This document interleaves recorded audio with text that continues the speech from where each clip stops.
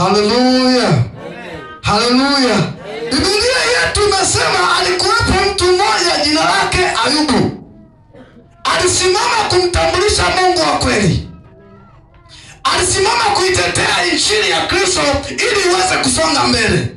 Kupitia Ayubu mimi hapa nimekuja kujua kwamba Mungu yupo katikati ya wanaomwabudu Mungu katika roho na nini.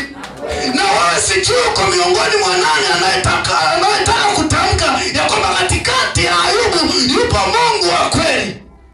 Sasa nataka niseme ya kwamba katika kanisa tunalo kwa dunia tunaoishi hii ya sasa, tupo katika wimbi la kutokuwa na imani iliyo ya kweli.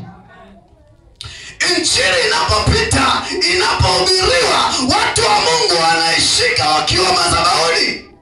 Lakini hiyo injili injili inapoisha, wanapotoka madhabahuni, wanaenda wanafanya mambo yao huko. Lakini ukikutana nao wanasema ni watakatifu.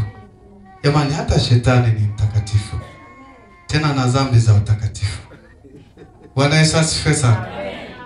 Angekuwa hana dhambi za utakatifu, jamani, watu wasingeanguka kwenye ulevi.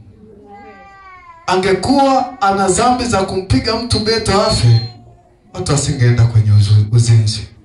Lakini ana dhambi ya utakatifu, lakini sio ule wa haki.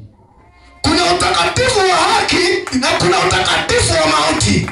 Utakatifu wa haki ni ule ambao mtu akishika neno akalitendea kazi na kujilinda bila linavyohubiriwa, anasimama kuitangaza njia ya kwenda mbinguni na anafika mbinguni akiwa salama.